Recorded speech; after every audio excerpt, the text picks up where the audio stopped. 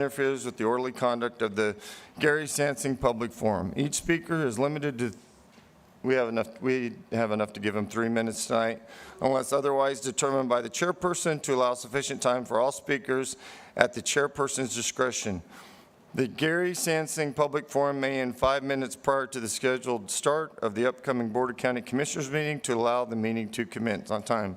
Our first speaker is Rick Beck. That's right. Is Mr. Beck here? Okay, we'll move on. Our second speaker is Megan Walters.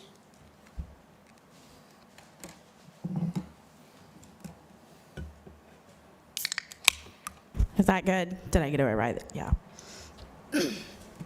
As I was growing up, my perception of our county commissioners was based on Buck Lee. He used to ride with my dad when he was a deputy.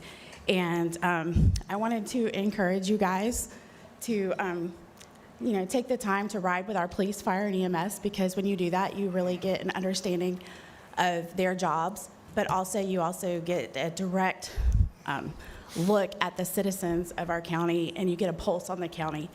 And it's just that leading from the front mentality.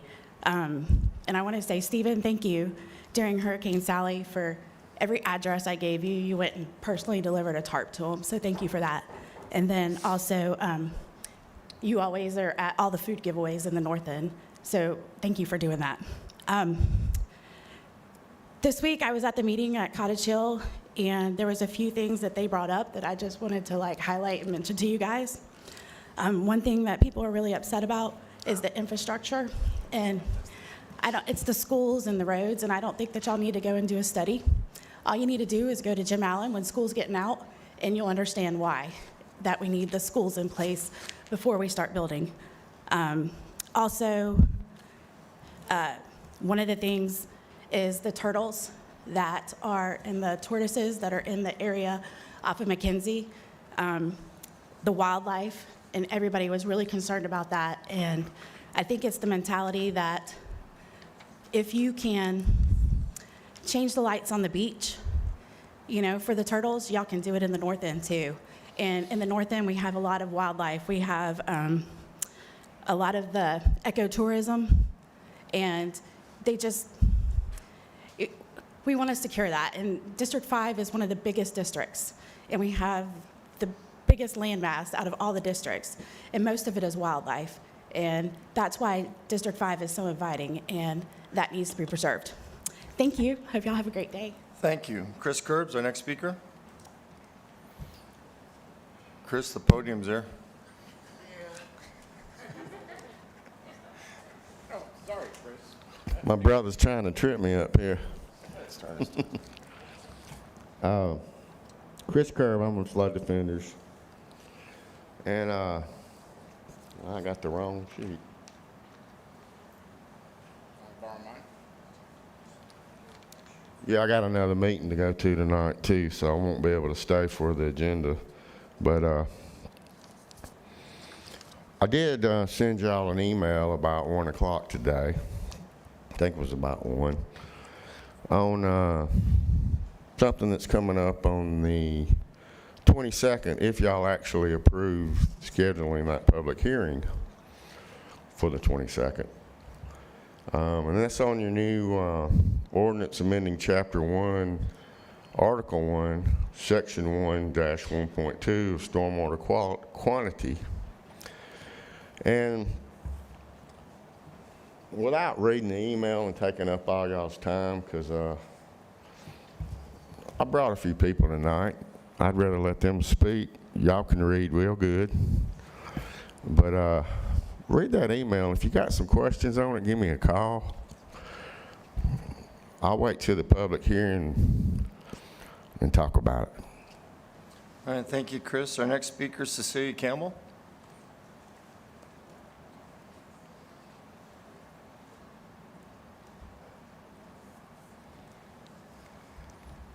Good afternoon. My name is Cecilia Campbell. I'm here on behalf of my District 5 friends. My children went to Tate, my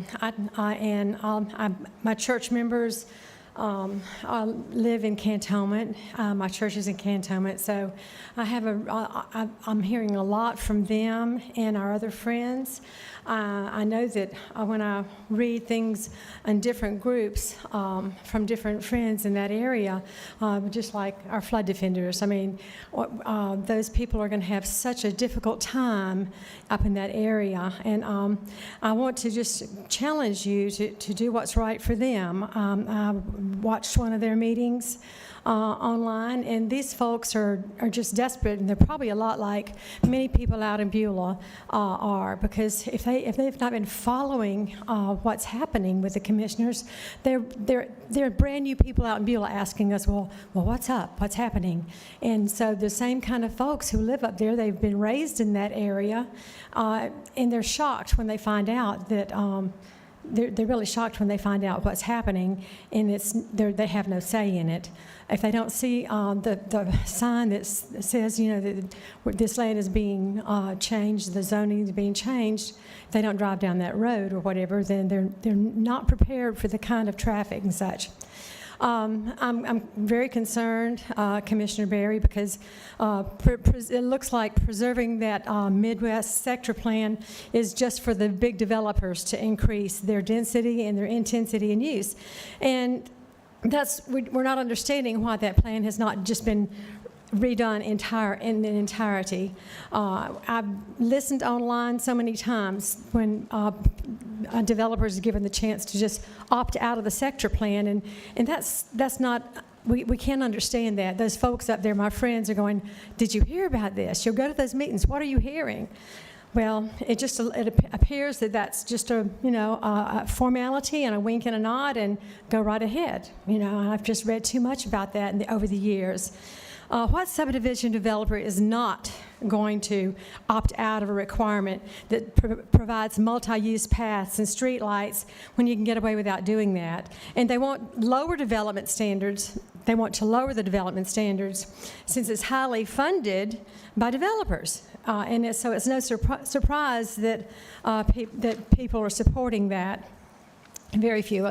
They're really concerned about their commissioner not standing behind them. Even in the small lots, it seems that developers could set aside some money for sidewalks and development, so that they can really meet the standards that should be required for new developments. The most that I'm hearing, though, is like, where is the traffic going to go? Can you finish your thoughts? I'm sorry. Yes. That's okay. And what I've been hearing lots from my friends about developments on, they can put a lot of other things in, but McKenzie Road, Neal Road, I could go on, but my time's up. Yeah, thank you, Ms. Please Campbell. consider. I appreciate you sharing what was on your mind for us Yeah, tonight. and Thank you. it's a heartfelt issue with a lot of people that you cannot come to these meetings. Yes, ma'am. Keith Bowe, you're next. Thank you. I appreciate you all up here. And what I'm here today is I'm representing literally hundreds, if not a few thousand or a couple thousand friends of Don Bumgardner, who's a fellow veteran, a fellow artist, and a photographer. And he passed away earlier last year. Thanks to Michael Rhodes and the entire Parks Department, from whom I've had probably close to a dozen associations with. They helped me. We gathered enough funds to put up a memorial bench, 3 plaques, 3 trees, and get them all mounted. And it wasn't without some difficulty, but it all got done and finished actually today, from what I understand. And I just want to express the gratitude from all of those people, because he was very well appreciated on social media here in the county, and as a local resident of District 2. So, and his family thanks you as well. Thank you. Thanks, Keith, and thanks, Mike Rhodes, for helping with that. I know you're deeply involved in that. Our next speaker is Judy Diaz, I think it is, or Diaz, maybe? Diaz, I'm sorry. Is Judy out there? Okay. Come on up, Judy.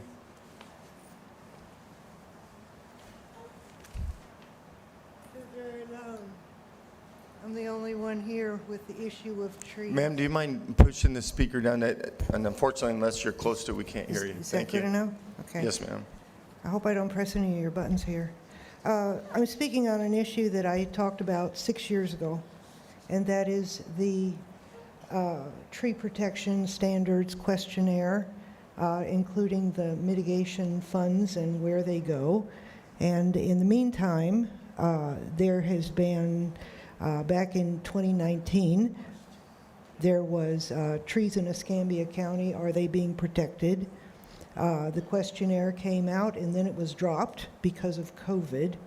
So we never went back to that workshop with the Escambia County Planning Board.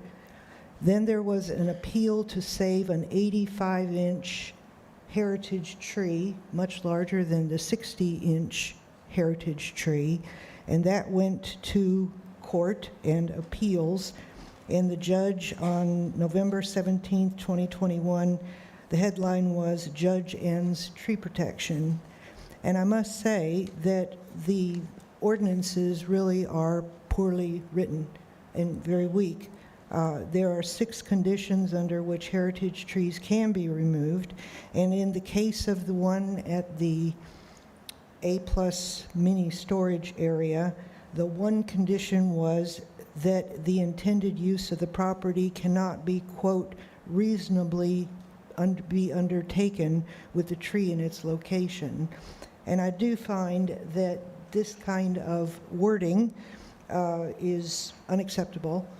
It hasn't been reviewed since 2019.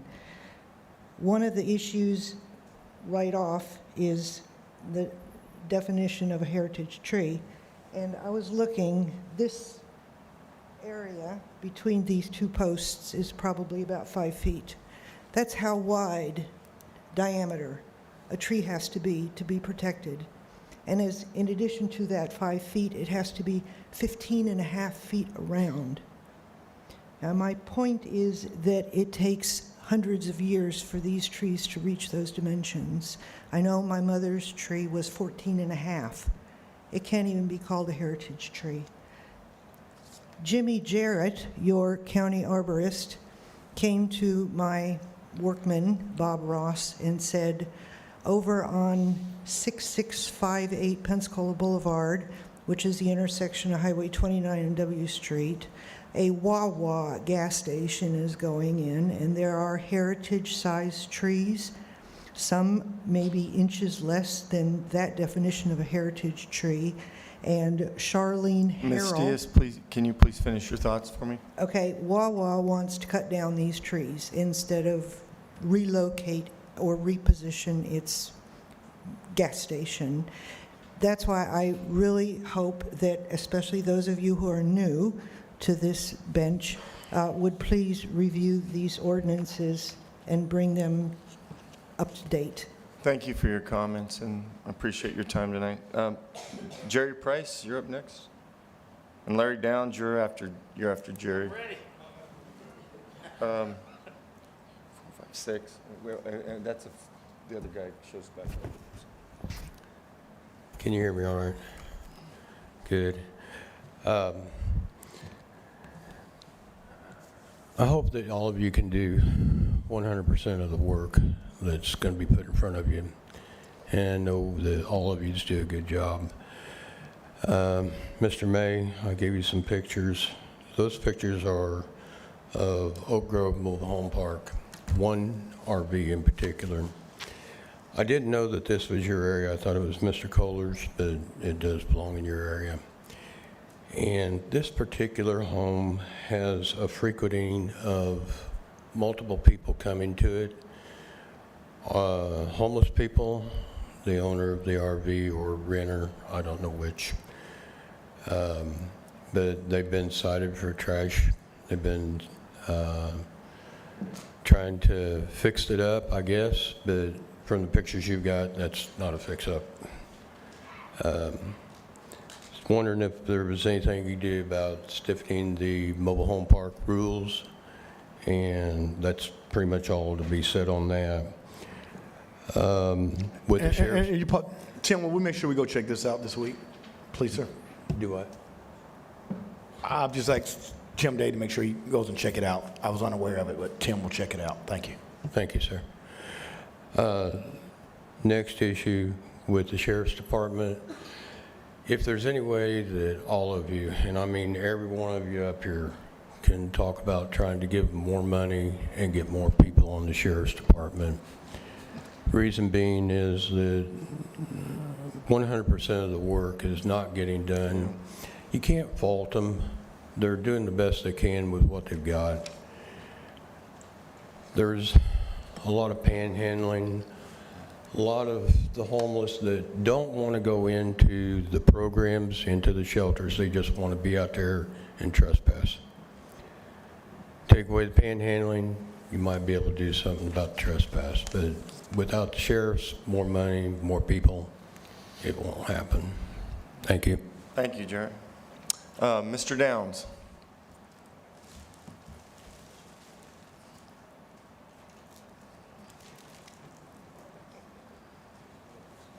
All right, I brought some data for Lumen. You know, he's at, I think he likes to refer to himself as Mr. Pfizer, Mr. Moderna. Anyways, just tell you real quick before I get into these data, the real Anthony Fauci, I'm sure Mr. Lumen loves him. Yeah, he loves that super secret sauce. But I'm here, what this book says, Dissolving Illusions. That's what I'm here to do. Disease, vaccines, and the forgotten history. See, Lumen forgot all this stuff. He forgot the Tuskegee experiment. He forgot how crooked our government is. I didn't. All right, let me read this for you real quick. This is the safety data insert sheets that none of y'all, hey, don't forget, Lumen. You told everybody at Christmas to go get it, black, white, brown, tan. Go get your COVID shot. Jesus, you ought to be ashamed. Even people with bald heads, I told them to All get it right, you got a bald head too, buddy. 13.2. I'm gonna need a little more time. I got a heckler here. 13.2. This is of the Spikevax, the Moderna. Carcinogenous, mutagenous, impairment of fertility. Spikevax has not been evaluated for carcinogenic, mutagenic potential or impairment of male fertility in animals. A developmental toxicity study was conducted in female rats. That sounds good, doesn't it? Give that to pregnant women. Yes. Female rats for 6 days. Genius. This is the one they gave. This is the one you get now. That was after the PrEP Act expired. Now look what we get. Look at that. Intentionally, says right there. Intentionally, what's that say? Intentionally blank. You can trust them. You can trust the magic juice makers. All right, let's read the commodity. Pfizer. Okay, I'm going 13.1. Carcinogenous, mutagenous, impairment of fertility. Commodity has not been evaluated for the potential to cause carcinogenicity, genotoxicity, or impairment of male fertility. Do y'all hear this? Do you hear what y'all took? I don't know if all y'all took it, but I know Lumen took 7 of them because he goes by the science. He got 2 primary series and 5 boosters because that's what the FDA, the CDC told him to do. And he followed the science. I just want you to prove it to me like Scott Trotter did. I paid him $1,000. He proved it to me. I'll give you $2,000. I'll give you $3,000, Lumen, if you got 7 of those COVID shots. Next year, I'm going to come to your Christmas party, so you'll be happy. Carcinogen. Here, let's. Prevnar, cockamamie. Prevnar, cockamamie pneumonia shot. I'm going to need 15 more minutes. Larry, I mean 15 more I gotta seconds. treat Hold you on. the same as everyone else. Finish One your more. thoughts.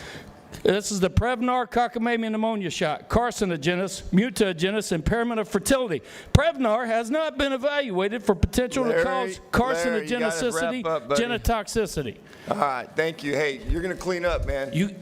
You get what I mean. You in the medical industry. You ever read one of these? You ever read one of these? Gary I bet Beadle you hadn't. is our next speaker. I bet you haven't. Thanks, Mr. Chairman. And I'm going to host a vaccine at his Christmas party next year. It's going to be great. Actually, Commissioner May, I'd actually show him the shots for $3,000, but I think it's over the gift limit. $3,000.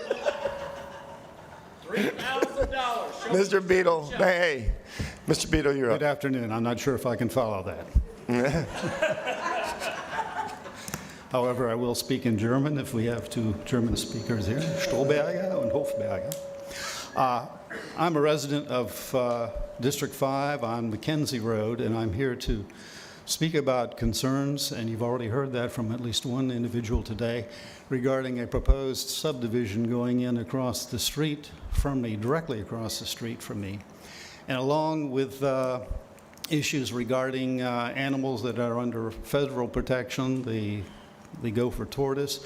One of the biggest concerns I have is, having lived out there for 45 years, the drainage and the water situation. When our road was being paved in the, I think, late 80s, they were unaware that through my 5 acres that are along Mackenzie Road, there is a gorge that was carved out by water. Fortunately, it's stabilized, but that had to be considered when the new road was being paved.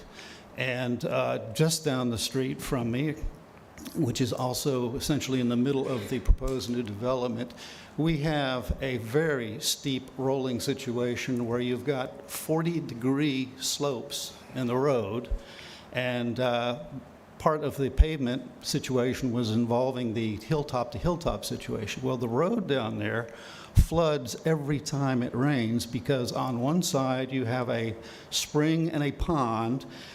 It overflows with all the water that comes and gets funneled down that way. There is a natural pond back off the road, about 100 yards or so. There is a county holding pond across from me, and the basic contour of the land for the area out there, you couldn't use the word flat to describe any of it practically. It would be almost like saying, let's build something here on the bluffs, that area which has been nicely carved out on Scenic Highway. So along with the drainage, the water, there's also a wetlands area out there. I'm just amazed and concerned that there would be a possibility of totally resculpting and funneling the water situation and dealing with the wetlands and so forth like that. And that is my concern that I'd sure like to have addressed severely. Thank you. Thank you, sir. Appreciate your comments. Hey, Our Mr. next- Chairman, if you don't mind, just because there's been a couple of comments about the neighborhood. So what Mr. Beadle didn't mention, he was mentioning the original paving of the road. We did resurface all the roads in Cottage Hill pretty recently. I'm sure he appreciated that. That was done very recently by the board, so thank you to my colleagues. And what's being discussed is the feedback from an initial pre-app meeting that happened with planning and zoning, or with the planning services. I don't believe there's been anything else submitted. I have some concerns about the neighborhood as well, or about the proposed project as well. We have a bridge right there that the water overtops the bridge at, whenever there's a decent rain, and when there's heavy rain, the road does become impassable. There are real issues, and I have some concerns about it as well. Everyone's free. This is public forum. They have the opportunity to say whatever they'd like. And so just wanted to note that, this is something that someone proposed that didn't come through our office, and I haven't met with anyone about it. It's, not something, often they'll come to board members before they make proposals about what their ideas might be, and that's not what happened here. Well, thank you, Commissioner Berry. Our next speaker is Sonny Burke Walbeck, is that correct? Okay.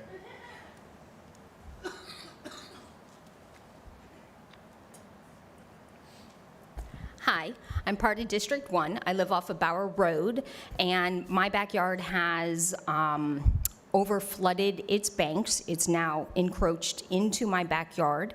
When we come out of my subdivision and we turn left onto Bower Road, before you get to the red light at the soccer complex, there's my overflow area. If you look to the left before you get to the red light, it's nothing but grasses and weeds. And you can look down when you park your car and you can see a dead tree. And then when you look to the right, on the other side where the 3 divots in the road were tore up to get the last log that is out, it's got more logs on that side. Part of our neighborhood is completely underwater where the drainage is not flowing. So I want to know what the previous District 1 commissioner did to make it better, and I would like that reinstated. I also have a question on concurrency. Is that something that we have in District 1 for development? For emergency usage, for public schools, for rainwater systems, when we allow developers to come in, is there some kind of ecological and traffic system that they have to go through to make sure that we have exit strategies for hurricanes when we invite all of these new buildings and all these new homeowners to live there? How do we get off the key? How do we evacuate? We have two roads. We have Bower Road and Sorrento Road. How do I leave in evacuation with all of these new subdivisions that are being developed?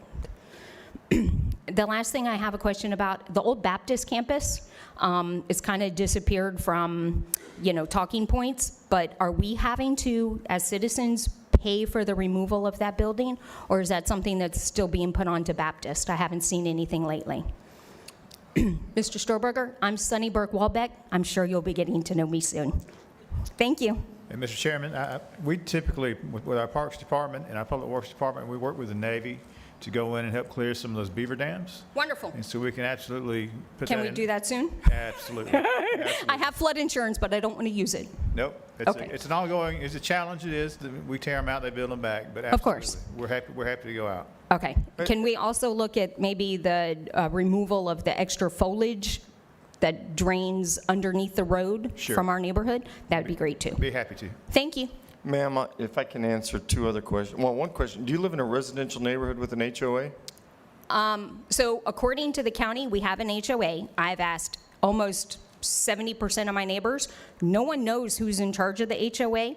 I've sent letters to the HOA. The address comes back unknown. I just want to make sure the county was responsible So for the I'm not drainage. aware of any in my community, as none of the people are either. That's fine, thank you. And the other thing, you asked about Baptist Hospital. That came up last night at the delegation with the city. Oh, good. The county doesn't have a position on that. The city asked the delegation for additional funds. Okay, well then Thank I'll you. deal with them. Thank you. All right, thank you. Miss Kathy Rushing?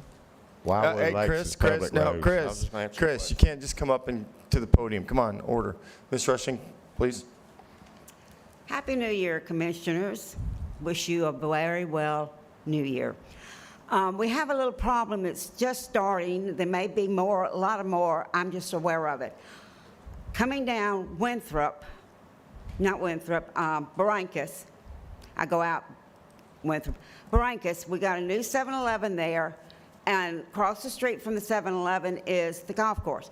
They've got these neon lights, and they're up like this, going straight to the highway. We need something to bring them down, put them on their property. It's all out Gulf Beach Highway. All those stores that have them, and even an eatery place, they're up like this, out on the street, blinding the drivers. It's just a matter of time before we have a bad accident. Oh, Tim, you have a comment on that? You just waving? Okay. Ms. Rushing, they're going to look into it for you, okay? Well, it's something that I think the whole county probably is going to have to be aware of, because when I came down here, we had the light that wasn't there. Okay. Well, thank you for bringing it to our attention. Neil Richards is next. If Neil's is Neil here? Oh, hey, thank you, sir. Rick Fry's after Neil.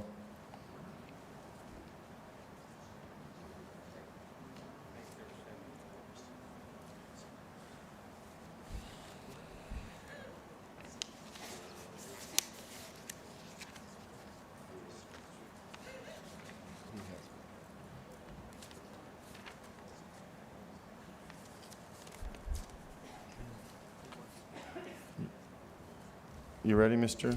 Richards? Well, were you going to get those plats? Okay, thank you. Okay. Okay. Good evening, Commissioners. Thank you for the opportunity to speak with you this evening. I'm Neil Richards, 4430 Yo Pond Road in Pensacola. I've lived there with my family for 46 years, and in that time we've enjoyed our 2-acre homestead with a fish pond on our property. And you can see on the plat, it's the oval green area of my concern. Approximately 4 years ago, developers petitioned and received an increase in density for 4 units per acre to 20 units per acre. From the beginning of construction, red fill clay escaped the retention pond, flowed through the 15 acres of conservation wetlands area, and into my pond. I've requested help from Escambia County Permitting Department with no remedy. I've recently talked with a representative from D.R. Horton, and his response was, in his opinion, D.R. Horton was in compliance with BMP best management practices. I realized that at that point, there would be no offer of help to clean my pond of the sediment and turbidity to the condition of prior construction site known as Pastone, and that's the subdivision you have there. I've provided you with the reference called the master plan, as I've been able to obtain this from early permitting process. This has been a very short summary of a long ordeal. I could show you pictures of a stringer of brim and sunfish with my grandson, or I could also show you pictures of 8-pound dead catfish floating on the surface of my pond. There are currently no fish in the pond other than mosquito fish to control the larvae. I have samples of the water from the pond during a recent dry spell, and it's somewhat clear, and then a sample of water after a 2-inch rain and the outflow from the retention pond. My purpose of bringing this situation to your attention is because I don't know any place else to go for your assistance, because the agencies that are charged with enforcement of the permits that they issued. I am just one homeowner among many others you have heard from with similar situations. I ask you to stop final approval and occupancy of the dwellings being built currently until the retention pond is functioning as required and proper mitigation has been accomplished on my pond. Thank you for your time and consideration. Thank you, sir, for your comments. Mr. Fry? Rick Fry? Yes, thank you. Come on up. Good afternoon. 2 months ago, the Florida Surgeon General recommended that Florida counties stop fluoridating their water. At this point, we're in the minority of Florida counties that have not removed fluoride from the water. I've been doing this for about 20 years. It took this long before someone in government finally caught up and brought this to everyone's attention. At this point, Okaloosa, Santa Rosa, and Escambia still fluoridate parts of their water. If the ECUA or anyone on this panel believes that they know more than the Florida Surgeon General or the Florida court that ruled that it lowers the IQ of children, then they should publicly have a debate here. You can invite the Florida Surgeon General here and you can debate him publicly. If Lois Benson knows more than the Florida Surgeon General, she should put that forward. If not, I would like to know why you've spent 2 months doing absolutely nothing to remove this toxin from our water. We spend money on this. Mr. Fry, you know we don't regulate the ECUA. But you are county commissioners, and you are responsible for for our safety. You have the power to stand up and demand that the ECUA bring this to the public's attention. If the other day, one of my friends talked to, well, I'll just say a member of the ECUA board, because he was pretty friendly, so I don't want to throw anybody out there. But he didn't really know about some of this stuff. And if the guy who's in charge of our water doesn't know about some of this stuff, then how can the population know about this stuff? And if the population doesn't know about this stuff, then how can you have informed consent? How can you have informed consent to medicate society with something that's basically not fluoride at all? It's an industrial waste. And you can look this up. You all have computers in your hands. You don't have the right to do this. And it should have been taken out of the water a long time ago. And all I'm asking you to do is to put this before the public, to put your pressure that you have in your office to demand that the ECUA publicly have some kind of forum and invite the Surgeon General here and put their information against his. And if you can't do that, then who's protecting us? I've contacted the ECUA and they didn't contact me back. I went to the Santa Rosa Commission. I'll be at the Okaloosa Commission as well. And I realize that I'm just some guy and you don't know me, and that's fine. That's cool. But I promise you, you can look me in the eyes. Hundreds of millions of people have seen my work. I have a far more powerful voice than you can imagine. People have translated my words into other languages. You might believe whatever you want to see about Larry. Larry's an honorable man. He'll vouch for what I'm saying.